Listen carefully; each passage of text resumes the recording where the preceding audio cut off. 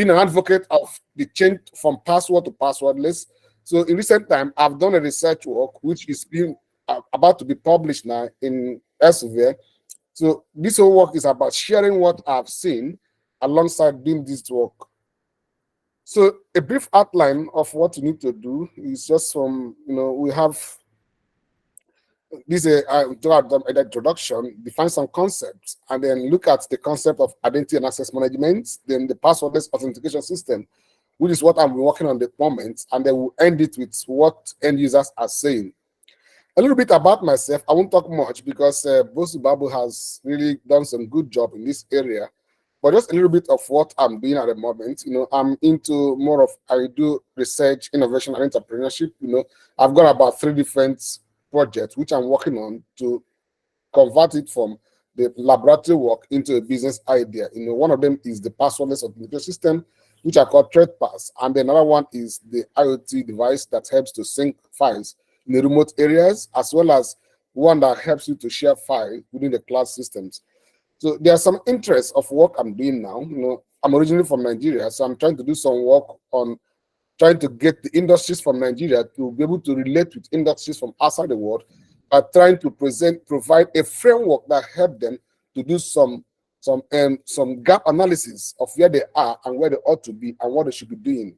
So, and then administratively, I'm the head of cryptography and innovation subgroup of our cybersecurity center, and I'm also a founder and coordinator of an interdisciplinary research group in Nigeria that's made up of some cohorts from South Africa, Nigeria, and Kenya. Then some of the things I've done, recently I've done one of my passwordless authentication system proposed to UK government, and they accepted it as a moonshot idea. They're working on it now, possibly if it gets, but in a few couple of months, we'll hear from them on what they think is the best way to go ahead to get it developed for the use by UK citizens and residents. And I'm also doing some work I'm a research topic coordinator, in a journal, in journal, as well as a general membership of about 5 journals, with quite a lot of peer review activities, so many journals, and I've written some papers and journal articles as well. And recently, I got recognized as an open access contributor, a top by Elsevier, because one of my work was picked up by Elsevier as a contributor to United Nations Sustainable Development Goals that is helped to tackle some world greatest challenges. So right now I'm doing some supervisions, The introduction, look at some points, we know that with the invention of computers, when we talk about computer system now, I'm talking about beyond just the computer I'm using now. I'm talking about every system that is binary, that is garbage in, garbage out, that is based on digital systems, zeros and ones. So whether it is your phone, your digital camera, and some of those that have some processing capability and memories, that's what so most of the computer systems now, because of the asset they store, there's a need for them to be secured, and that is why the issue of end user authentication are involved in it. And then information is data that has been processed. We know all these ones, and you can see data is derived, whether it's IoT or whatever it is. Data has become the fuel that oils the economy of the world now, because we've gone into the knowledge economy. So the data has become the fuel that oils the economy. We also use we use this computer system to process data. So we look at end user authentication. What do we mean by end user authentication? Is that point whereby the system makes sure that the person who is able to have access to the system is authorized user. That's just end user authentication. Whether it's the use of password or biometric or iris scanning or whatever it is, they're all part of end user authentication systems.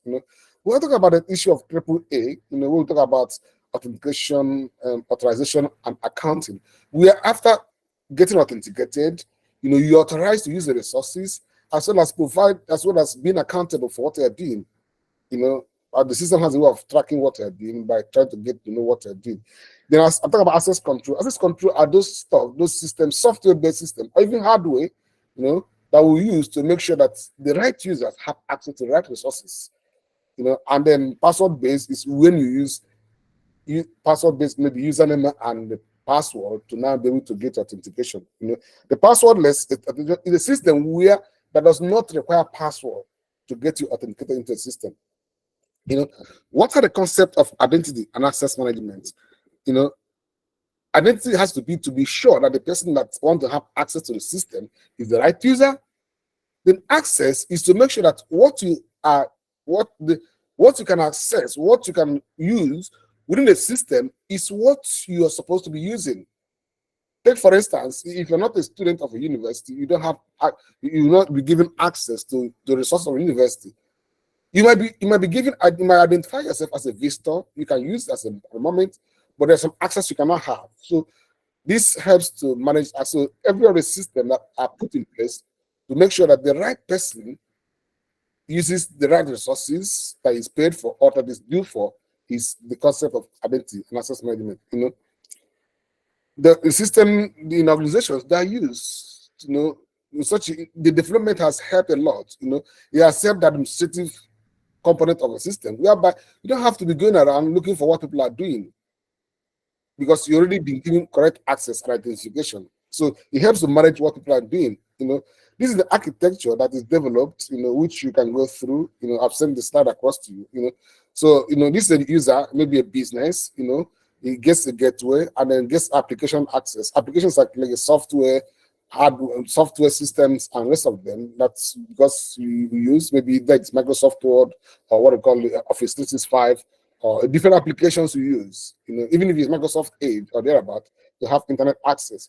They're all part of this application access. You know, then they have authentication services. You know, and then helps to manage this. So when you the management, and then you can have access to all that is quite. Of course, recently we'll come to that later on.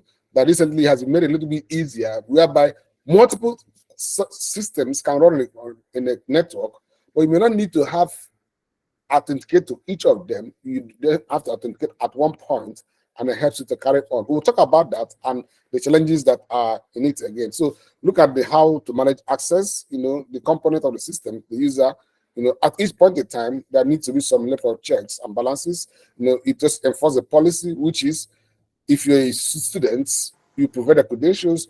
The policy says you should be able to have access to this or that, or you should not be able to have access to this or that, or whatever it is. You know, so there has to be an attribute lookup, which helps to know what you are. You know, so then authentication takes place, and then you start doing it. Then, like I said before, end authentication. You know. It's used to technologies, use cases that to help to make sure that the right end user uses the right resources. You know, it helps identify and authorize computer systems and end users that request access to the system. You know, like I said, access control, we'll define it. You know, the AAA, that's a definition I've gone before, try to give you the definition. The authentication, that's the AAA. Then we'll move into authentication. You know, this is a simple diagram that I just picked up here about authentication. You know, this is the entity. That's what we normally do, everyone, most of the time now. You enter username and the password, then the username and password are verified against database, because we know, those who do into cybersecurity, that when you enter the first one you register, the ID are hashed and placed in a database, so that when you now come back, you provide those credentials. They're also hashed and they match with the hash from database.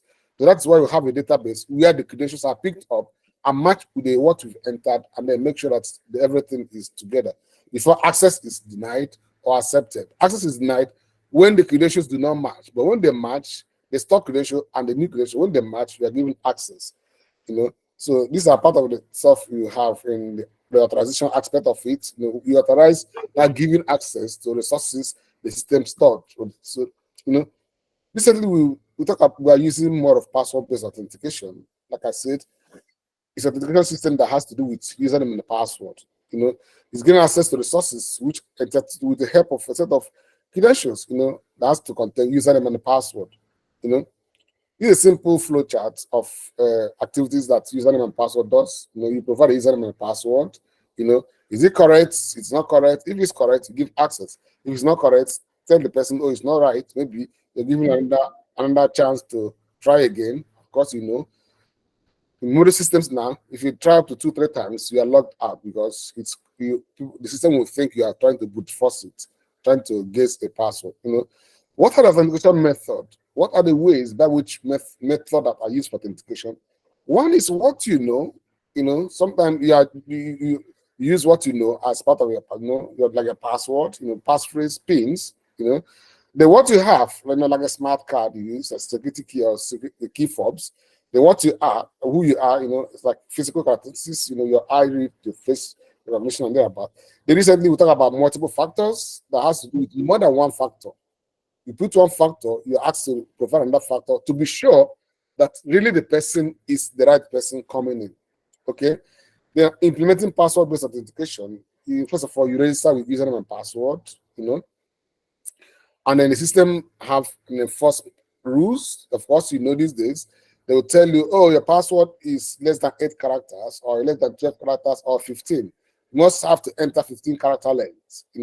That's part of the rules to make sure the password is strong. That's what we call in cryptography entropy of the password. The more scrambled it is, the more it's difficult to guess it. That's entropy, Then you store the user credentials, which you now use to handle the user when the user is coming back. Okay. Then what are the vulnerabilities? We'll come to some of the challenges that are related to password-based authentication systems. First of all, most of the passwords are generated by the users. And we know we have limited capacity, like if they ask you to give 20 passwords, sometimes you might have to write it somewhere or try to store it either in a browser or use something else to store it because it's difficult for you to remember. And of course, now, these days we have multiple digital systems you need to log into. So if you have 20 accounts, you're expected to have 20 different passwords and usernames. So it's a difficult thing, it's a challenging thing. And if you are healthy enough, you might try to juggle it. But when you have some challenges with not learning or learning disabilities, you now begin to have more problems because it's difficult to even remember what you did before. Like I talk about, another challenge is the issue of brute force. Sometimes password could be brute force. Try to guess more and then try to do a little bit of guesswork and see which one works. There's a lot of passwords that be recycled because of the challenge of going to create more passwords. Remember them, passwords are recycled. A lot of us are guilty of this. We use one password to multiple accounts because that's what we could remember. At this point in time, we can always remember those ones because it's something you have to have in your head or possibly store in a browser. There are a lot of large-scale breaches that are used to password. Like I said, about more than 83% of data breaches are a result of stolen login credentials. It's very costly and it's costing a lot, and it's costing in billions of dollars, the breaches that are taking place. So how do you improve the security of password-based authentication systems? We've seen it. We'll talk about two-factor. We use one factor and then two. Now we'll talk about multi-factor systems. But of course, there are challenges with that as well. But we'll come to that later on. We'll talk about two factors. Maybe use one password and maybe PIN. That's two-factor. When we do more than that, maybe device, PIN, password, or location, whatever it is, it becomes multiple-factor authentication systems. How does this work? First of all, you create username and password, enter. Then there's a second level verification, which you use by a secondary factor. Maybe your email, send a PIN to your email, so get the code, type it in. That's a two-factor authentication system. And then if it's correct, then you are granted access. These are known two-factor authentication methods. Hardware tokens, software tokens, SMS, OTPs, and then voice OTPs, the push notifications, which you need to click on your yes or no, you are the right person, or biometric, But look at the factors across usability and assurance level. I'm not doing this to scare you, but just to give you more information of what research is saying about what you are doing so that we know where you are. For some of us who try to use some certain concept for second factor, if you use security question, it's very low assurance because there's possibility that someone who knows you can get the same question answered. If you're using password, you can see the second to the lower assurance. If you use SMS or email OTP, well, it has the third assurance. Then SMS OTP is a little bit stronger than all these. Then followed by this, the push notification. This is advertisement by Okta, and then FIDO, which you use is being advertised now as the highest level of assurance. But I know some of these are being overtaken by event as time moves on. Then, like I said before, multi-factors, when you have to use multiple factors to now authenticate yourself, not just one extra factor from what you did. This is from Okta, you know, you just have to do, you know, you use username, password, biometric, and some notifications, then access will be granted. That's what it simply means, you know, this is how it works, you know. So you have multiple factors to verify yourself. Are they working? Yes. Are they providing security? Yes. Are they wonderful? Time will tell. As we move on to the presentation, we'll try to know whether they are really all the best we can do. You know, what are the challenges of two-factor and multi-factor authentications? You know, they are cumbersome. You know, I'm not sure some of us that are so happy with doing it each point in time. You know, each time you want to do, it's very cumbersome. You need to, if you're using your phone, you need to carry your phone each time if you want to log into the system. You know, that means it relies on third party. You need to use something else to log in. Either you log in via your email or use your phone. If it's SMS, remember, beyond the phone, there's also the SIM card in the phone, which must receive network for the valid to come into the phone. It's time consuming. Sometimes you might be waiting for your SMS OTP. There's no network, and you have to wait all the time for the SMS to come in. And sometimes, if the SMS is not coming and your time to enter the OTP has expired, you have to retry it again. So as long as both does not rhyme or coincide, you cannot come in. There's a risk of being locked out of your account, because sometimes if you try multiple times and it did not work, they might say, oh, your account has been locked. You're going to stay for about half an hour or 20 minutes or 10 minutes to try again. They're not age-friendly, because those who are old age people, they find it difficult to work with it. You know, I was being told of experience. One of the things that drove me, that passion I have into Passwordless, is a story that was told of an elderly woman. You know, she was downstairs trying to register in some app. You know, unfortunately for her, the OTP that she requires to complete the registration was sent to her phone, but her phone was upstairs. You know, she tried to get up, to go upstairs to get the phone. By the time she could get the phone, came down again, the registration has expired. So you need to start all over again. And it was a pain. You know, so it's not age-friendly. It's not for those who are not techie, it's really challenging to them to use. You know, it's not suitable for people with learning disabilities, people who have challenges with learning disabilities, either they are blind or they are deaf or they have dementia or whatever it is. It's not friendly. You know, it can lead to management outsourcing. Yes. What do you mean by this? You know, one of the studies we did, you know, we discovered that in an area where they need to use digital system, because they're age people, they're not tech savvy, they don't understand technology, they have to use a younger person who could now go to the bank to do the banking services for them. So they have to rely on that fellow to be able to do it, because the bank now, you need to have some digital system to be able to have access to your bank system. So they can't do it. They have to get a younger person to be doing the banking system for them. So it requires, so sometimes it could lead to outsourcing people to do it for you. You know, these are some common user issues. You know, when not with your mobile phone or turn it off, I mean, you have problem receiving OTP. Or even when your phone is dead, you have a problem. If you forget your password, that's another problem. You need to do forget password. You know, I was telling some people last time, you know, in the issue of forget password, I lost one of my account. The reason is because I forgot the email address I used. The email I used in as a receive OTP message, I lost the email. So for that reason, I lost the account, because there's no way I could even get the account back. You know, if you are doing transaction and it expires, I mean, you're in problem. Especially, it becomes a pain when you are doing monetary transactions. You know, like I said before, if you don't receive your SMS, I mean, if there's no network on your SIM, you are in trouble. You need to start looking around to see where you can get network to your phone, because sometimes it's not always reliable.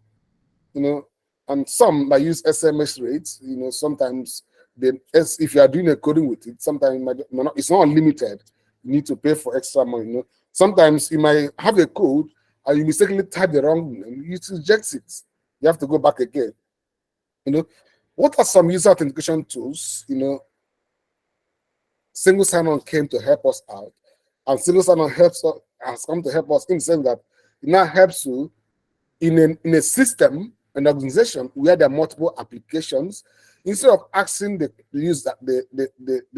employees to begin to log into each of them, the single sign-on now has come to help, whereby you sign in once and then carries the same credentials across all the applications. But it's not always the true situation, because sometimes, except it makes you to get glued to a particular solution provider, like Microsoft. You know, if you're not using Microsoft complete suite and you're using something like Linux or thereabout, you also need to do a different signing together.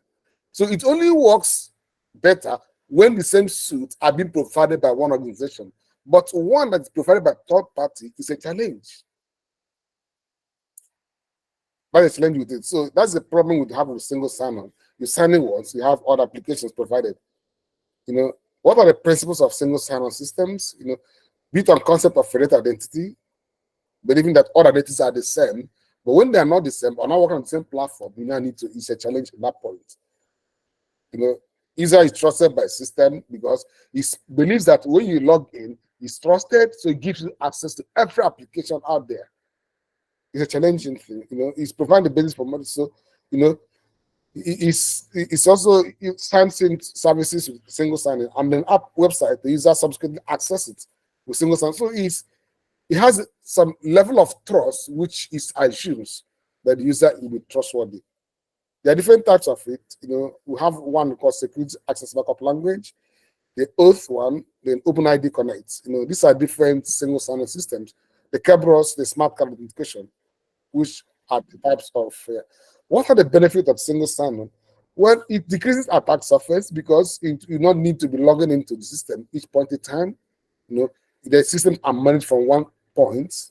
You know, it simplifies user access and auditing because it knows when you log in, and it gives the user access to other resources. You know, it's future-proof. You know, it's easier. It empowers and provides for productivity. You know, but what are the challenges? There's user access risk. If you are logged out from the entry point, you are logged out to other resources. You know, the vulnerability. You know, if the user loses his identity somewhere or gets something stolen, I mean, if you have access to that identity, you can have access to all the resources seamlessly without challenges. You know, and the issue of app compatibility. You know, the app needs to be compatible to work. You know, because of these challenges, we now came into the concept of zero trust. In a nutshell, zero trust is trusting, not trust at all. It means at each point in time, the user needs to be authenticated. At every point in time, at every periphery of the system, the user needs to be authenticated. That's why these days you see the zero trust has come to help to solve the problem identified in single sign-on systems.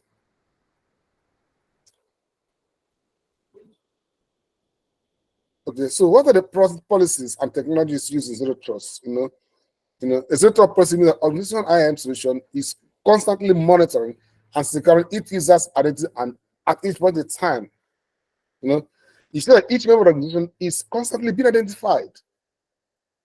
You know, and it provides a kind of zero trust network access. It means the whole of the network does not trust any user. There's a need for constant authentication. You know, there are some principles, you know your architecture, including user devices, create a single strong user identity, you know, and then create a strong device identity as well, because zero trust is not only the user now as the principles, there's also the device as well. You know, you need to authenticate everywhere and nowhere is exempt, you know, and the device needs to be healthy, working for it to work. You need to choose device designed for zero trust. Not all devices can work with zero trust systems. You know, there are some components, you know, continuous monitoring, what we call least privilege access, which means access is least privilege. You know, for you to be able to have some privileges, it needs to be escalated at each point in time. You know, it also provides access control for devices.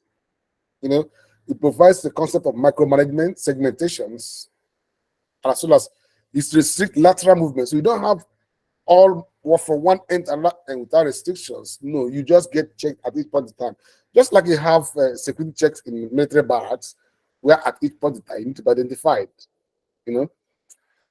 Then these are the architecture of structures. You know, these are the users, the multiple identifications, and the securities, the resources you need to do. You know, I want to ask you a question. You know, do you think that password-based authentication has failed completely? You know, are the experience of password-based authentication universal? You know, we did some study recently that shows that the experience of password-based is not universal. The password problem is not universal in the sense that the experience someone in very economical buoyant systems are having with password is not the same someone in a rural area is having. We discovered that the experience of password are not universal. You know, so condemning password is not, it has failed, yeah, in many ways, but people keep using it because they think it's very easy. And it's become more of a tradition. It has lasted long, so people have begun to trust it more, especially people whose assets have never experienced password issues before. You know, why would you think the use of physical would affect? Like I said before, it affects people. So think about some of these things. You know, then these are the things we thought about that now led us to start talking about passwordless authentication system. See, the challenges, the dynamics of these systems keep leading to new developments in trying to solve the problems identified in the previous system. What are the passwordless authentication system? You know, it's more of a desire, not just a technology, because they rely more on use cases. You know, use cases, it involves any method that does not require password at all. So it's not that the difference between passwordless and multi-factor is that multi-factor was used to strengthen password, but now we are trying to leave password completely, and then those factors that were used to strengthen password are now being strengthened to be used completely for authentication. So see, passwordless now uses attributes, intelligent behaviors, behavior activity, device-based systems, and possessions as a means of authentication of the user. The good thing about them is that they are based on the devices. They don't leave the device, so you don't have a problem of going to hack the database and then leak all the password. And most of them, if you leak them, you can't make meaning to it. So they are personalized at the moment. You know, there are different methods used in passwordless. One is what we call knowledge factor-based authentication, which relies on some PIN. You know, I'll tell you, we'll come to that a little bit. I hope I'm not taking much of your time.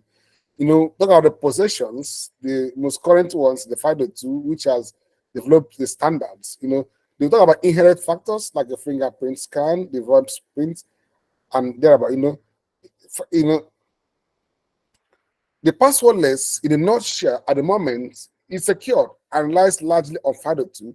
5.2 is the standard developed by FIDO, Fast Identity Online, you know, and W3C. W3C developed WebAuthn, and 5.2 developed what they call CTAB. They were now joined together to provide 5.2, which is now the standard that defines how passwordless is being done. Like I was telling you before, I'm doing a passwordless authentication system that I want to move into as a business idea, as a startup that provides end-user authentication to the system without password. You know, it's called TradePass. You know, it's a use case. In the line of this, I did a study to try to make this the use case developments highly scientific, getting users' view as well, because we discovered that it's making it highly responsible and innovative. Because we discovered that a lot of users are not taking up passwordless authentication systems. So we're trying to find out why is it there are less updates and much less on password, even though they know that passwords is a problem.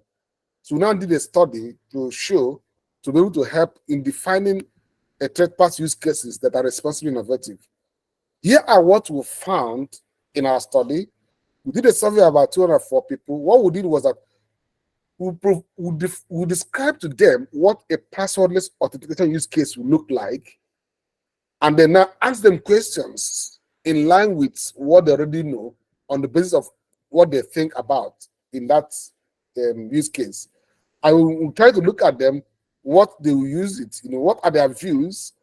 What we used was, we use OTP, we use PIN, a personal identification number, which you normally, and we use fingerprint, we now use voice recognition, and then finger swipe. These are the use cases we use in our studies, Now we'll try to ask them questions after describing it about the familiarity with these authentication systems. We discovered that people are more familiar with PIN code, followed by OTP, fingerprint, finger swipe, and voice recognition.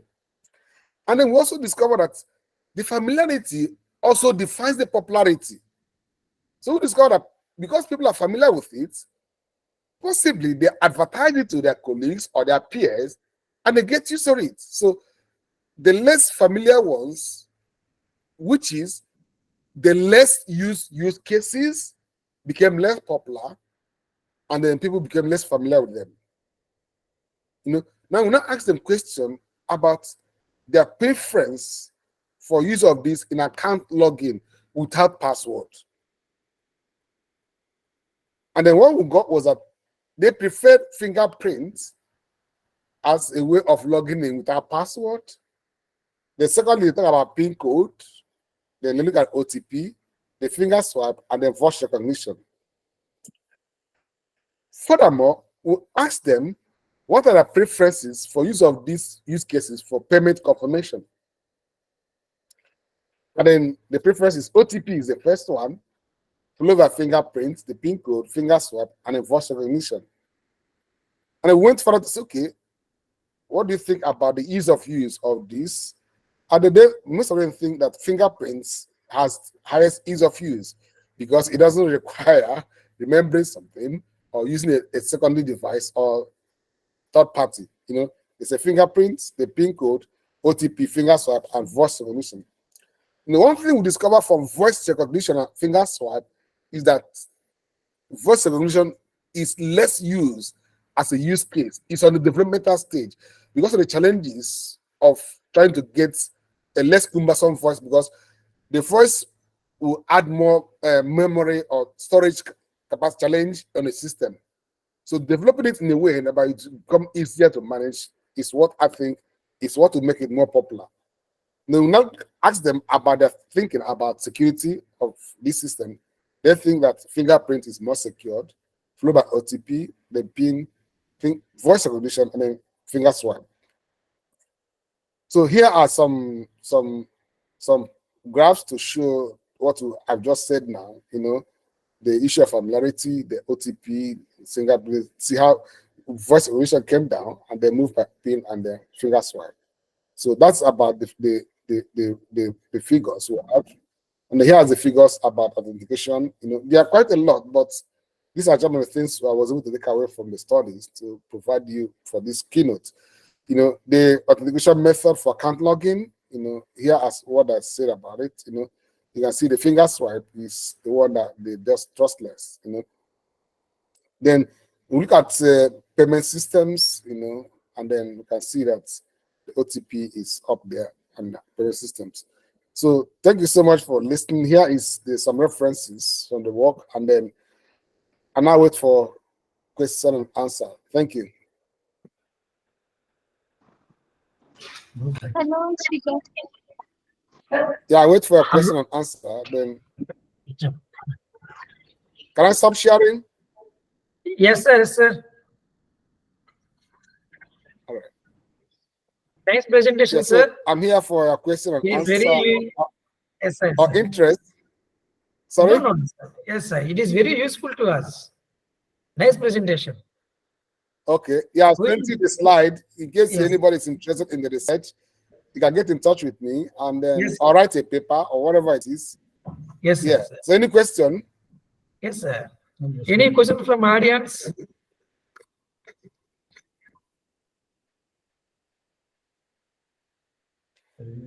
Any question from the audience?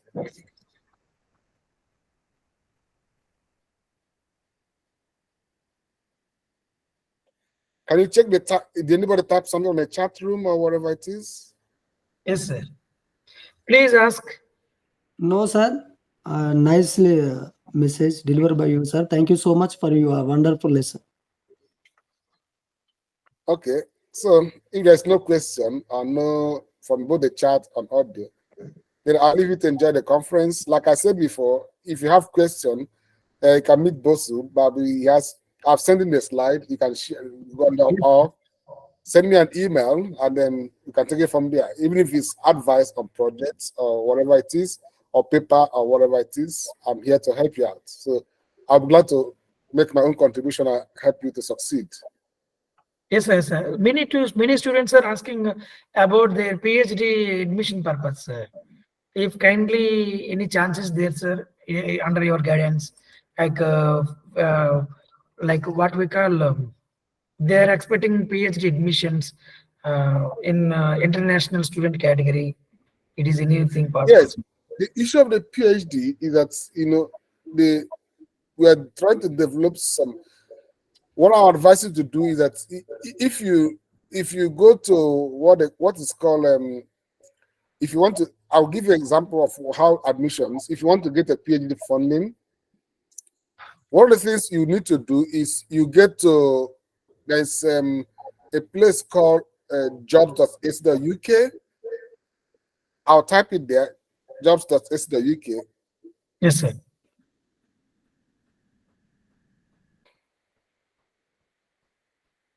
Okay, if you go there, they normally advertise for PhD funding, or you go to British Council website, they normally advertise for PhD funding. But what I would advise you to do is that there are some preparations which you must make to get admission. Yes, sir. Okay, that if funding is advertised does not give you admission automatically. You need to, first of all, try to understand what is being done in the area you want to go by looking at some research people are doing in that area and identify new areas they're working in, and they write a very good proposal that will be of interest. And how do you write such proposal? If possibly you're working in IoT or whatever it is, if you want to now get a PhD admission, what you simply do is that read through, go to Google Scholar, look at some recent papers, and then go to the end where they have area of future work. Look at the areas those researchers are thinking that their work could not cover, and then read through it and see if you can write a proposal in that area. So that's one thing. So writing a very good proposal is important to get admission and they get funded. So one of the things, and like I do some people, is that if they see an opening, like either in British Council or jobs.ac.uk or whatever it is, and they want to apply, I'll tell them what I can do for you is to make sure that your proposal matches to what the funder would like to listen or hear, or aligns with his own area of expertise or what he wants to do.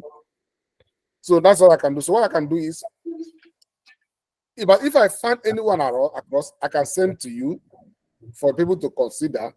But at the same time, I also would like you not just apply for applying's sake, but try to also write a good proposal. You can get me a proposal to read through to tell you if it's okay or not, if it's something that fits into the system.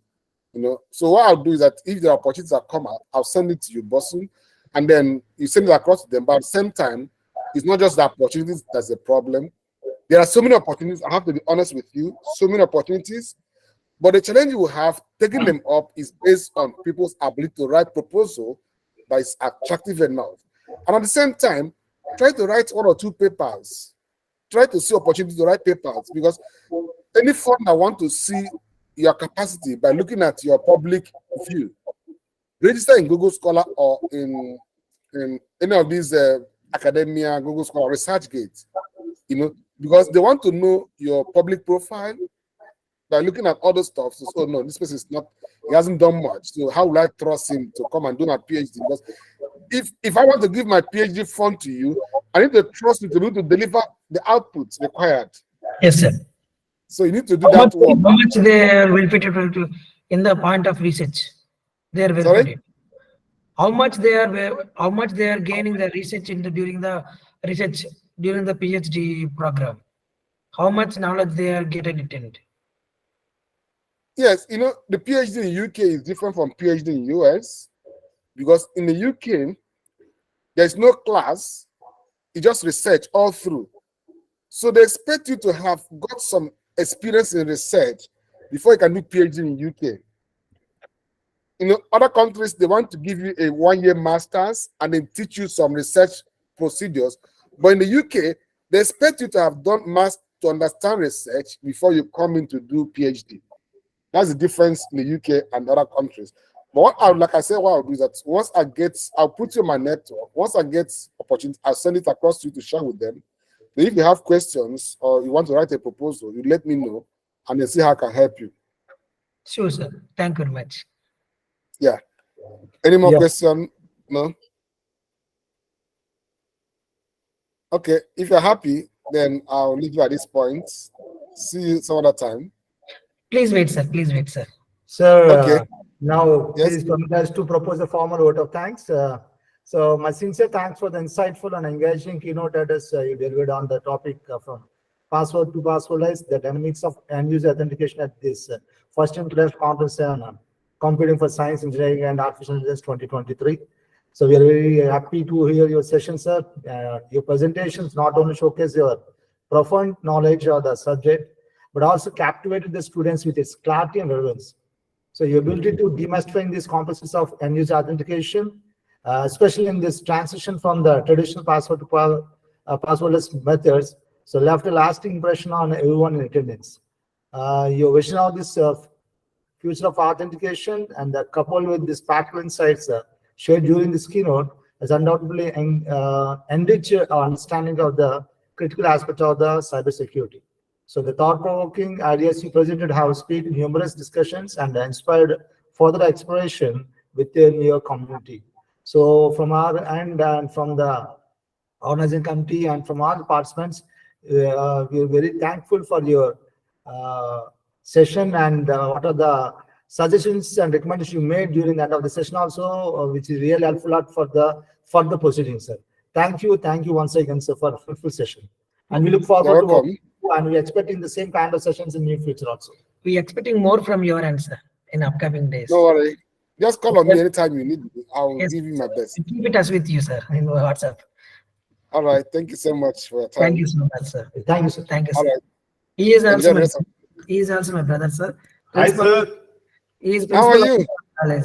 Wonderful and wonderful. Wonderful sessions are really great session we have. Yeah, all right. That's okay. That's good to hear. Thank you, sir. All right. All the best.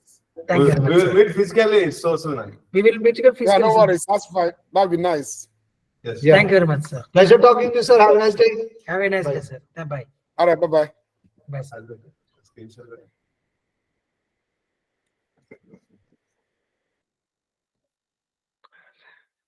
Recording on